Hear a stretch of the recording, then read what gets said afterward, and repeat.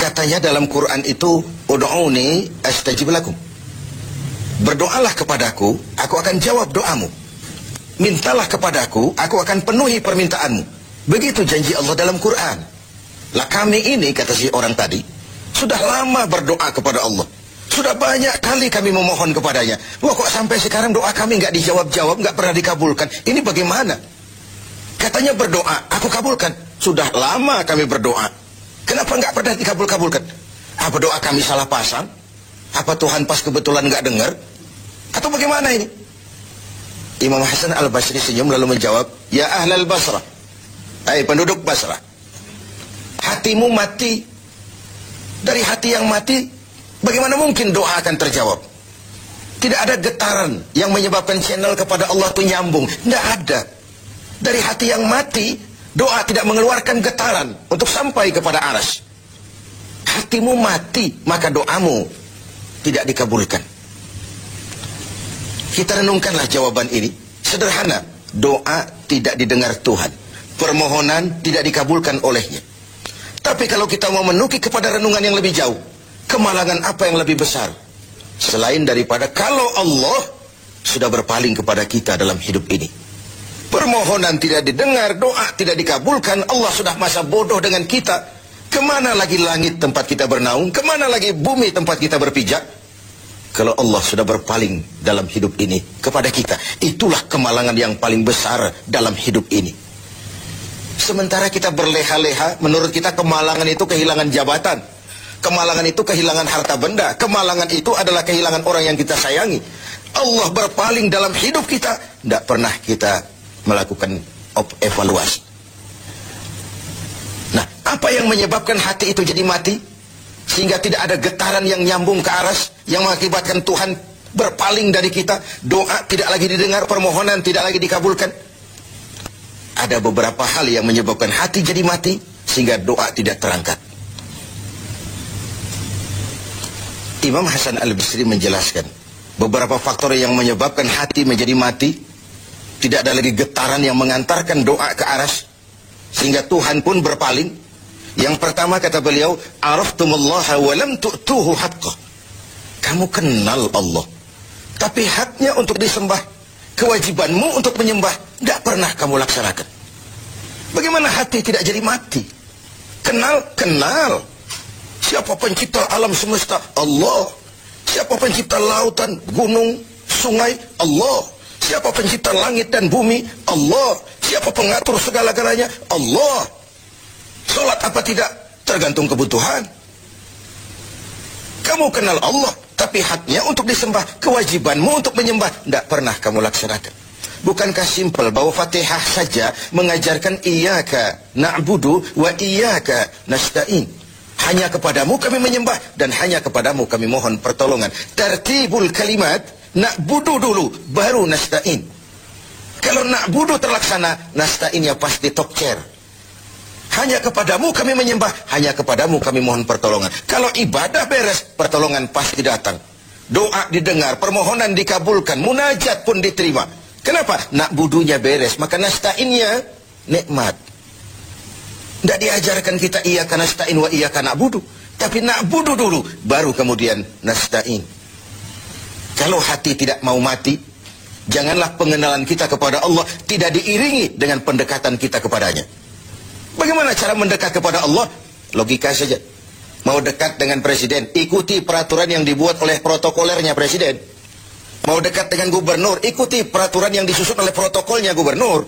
Tidak bisa mau dekat dengan gubernur bikin peraturan sendiri. Mau dekat dengan Allah bikin metode sendiri. Dengan jalan ngelamun, duduk madep ngidul, bengong 4-5 jam, lalu mau dekat dengan Allah. Mau dekat dengan Allah, ikuti cara yang sudah diatur oleh Allah melalui utusan-utusannya. Bukan dengan cara membuat sesuatu sendiri. Ini yang pertama. Lalu yang kedua, yang menyebabkan hati jadi mati, qara'tumul Qur'an walam ta'malu bih. Kamu baca Al-Quran, kamu dengungkan Al-Quran, kamu sanjung Al-Quran, walam ta'malu bih. Tapi isinya, ajarannya tidak pernah kamu laksanakan. Isinya, ajarannya sering malah diinjak-injak.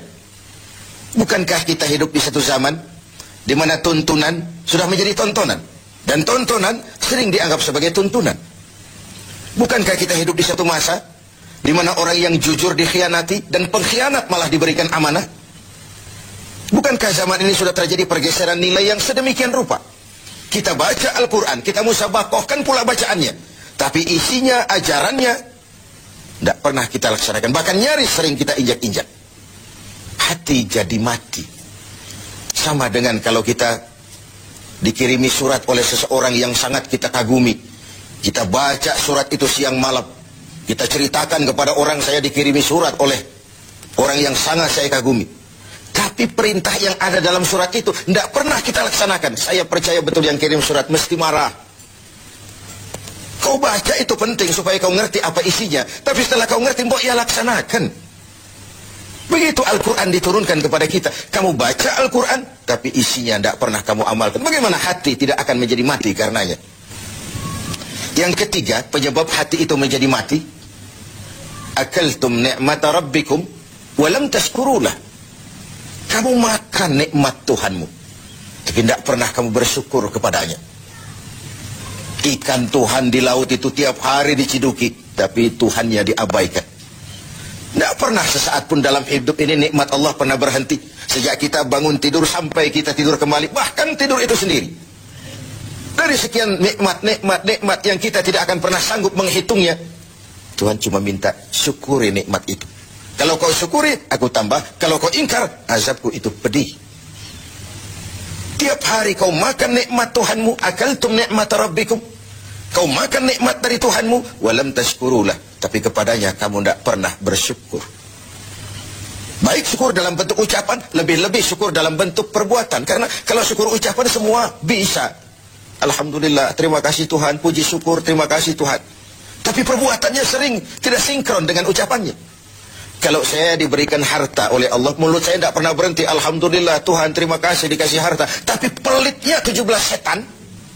Rasanya orang itu baru syukur perbuatan, baru syukur ucapan, belum syukur perbuatan. Karena syukur perbuatan artinya mempergunakan suatu nikmat sesuai dengan kehendak yang memberikan nikmat itu. Allah memberikan harta kepada saya. Apa yang Allah kehendaki dengan menggunakan harta ini? Bagaimana kehendak Allah tentang penggunaan harta ini? Allah memberikan jabatan kepada saya. Apa yang Allah kehendaki dengan memberikan jabatan ini kepada saya? Mempergunakan suatu nikmat sesuai dengan kehendak yang memberinya. Itulah syukur yang sebenarnya. Ini yang keempat. Yang kelima, penyebab hati itu jadi mati. Qultum annal mauta haqqun wa lam tasta'iddu lah. Kamu yakin, kamu percaya, kamu tahu betul hidup akan berakhir dengan kematian. Namun kau tidak pernah mempersiapkan diri untuk itu. Baik menghadapi kematian maupun menghadapi yang lebih penting sesudah kematian. Karena mati pada dasarnya sebuah peralihan dari sebuah tahap kehidupan kepada tahap kehidupan yang berikutnya. Bukan akhir. Bahkan saya lebih cenderung mengatakan mati adalah istilah yang digunakan bagi orang yang sedang hidup. Sipulan mati itu kan kata yang hidup. Yang mengalami sedang pindah ke alam lain. Jadi tidak ada alasan hidup sulit bener, mending mati habis urusan. Tidak selesai sampai di situ. Tidak selesai urusannya. Hidup terus berlanjut di alam barzakh, terus berlanjut di alam mahsyar. Ini satu perjalanan panjang. Seperti kita akan berangkat ke luar kota yang jauh, tentu kita harus menyiapkan bekal. Semakin jauh perjalanan, semakin banyak bekal yang kita bawa. Kalau Anda akan berangkat jauh, tidak bawa bekal berangkat juga, itu kan nekat sama namanya. Sampai ke tujuan belum tentu, sengsara di jalan sudah pasti. Kenapa? Tidak ada bekal kok berangkat. Begitulah kita sebagai manusia, hamba Allah. Perjalanan panjang, belum siap bekal, belum cukup ibadah kita, sudah datang saat kematian. Tentu artinya belum punya bekal sudah berangkat. Alamat sengsara di jalan, karena bekal tidak ada. Inilah Ramadan, di mana kita antara lain menyiapkan bekal-bekal untuk menghadapi hidup.